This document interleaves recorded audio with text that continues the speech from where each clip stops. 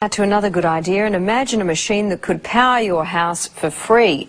Well, that's exactly what two Australian inventors claim they've developed. Using magnets and a battery, their new generator has been described as revolutionary, and foreign investors are lining up for a piece of the action. Chris Allen reports. So, John, this is the machine? Yes, this is it, Chris. What's it capable of? Well, it'll power a house. The machine will provide sufficient electricity to run a house and have power to burn. It sounds too good to be true, but inventor John Christie is convinced his machine will change the world. So, John, basically you're saying this machine can produce 5 times as much power as it consumes? Yes, it does. This one, exactly as we see it, it does. And in fact, it can produce more than that. Once kick-started from a battery, John and his partner Lou Britz say this prototype will run for years without stopping, generating 24 kilowatts of power a day. You don't get more revolutionary, I think. I mean, we're talking about something that has the capacity to change the way that the world produces its electric power. It has the capacity to change the way that cars are propelled. It can replace the combustion engine, in fact. John, these are big claims. Are you sure you can live up to them? We don't really need to live up to them, Chris. The technology speaks for itself. I mean, a householder could buy one of these machines and install it in his garage and power his house forever without buying another kilowatt from a retailer. I mean, that's how serious it is. Steve Brassington is an independent electrical engineer. He's seen the machine and backs up everything John says. It's revolutionary. That's the only way to describe it. I think the technology, it's not bending physics, it's just using principles that I guess are commonly in use in power generation today in a different way. These guys have thought outside of the square.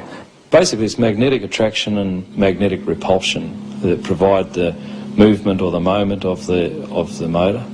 Can you understand why some scientists are sceptical about it? There is no physicist or engineer who has looked at our motor or has looked at our figures who says it doesn't work. Lou is an electrician and John a businessman in Cairns in far north Queensland. The two unlikely inventors have been tinkering with their machine for 6 years. They've applied for an international patent and have been swamped by people wanting a piece of the action. These are the coils. We mentioned the coils don't get hot. Local businessman Alex Roma is one of the many offering money to help develop the generator. If it proves up to be what they say it is, it certainly would be something I'd invest in. John has also spoken to millionaire inventor George Lewin, the man who came up with the Triton workbench and who's now setting up a fund to stop Australian inventions going overseas. There's an opportunity here, I think, to share an invention with the world that is beyond anything that we've ever contemplated before. Scientists here at the local university say while they're interested in John's machine, they're also cautious.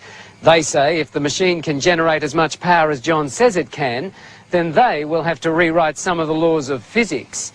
And they've urged people to be cautious about investing in it until the generator has been independently tested. Anybody who says it doesn't work hasn't seen it or hasn't looked at our figures. They haven't reviewed it. If they look at it, they'll all agree with us that it does work. John says the household generator should be available in a year and sell for about $5,000. If he's right, it will make him much more. And how much do you think of technology?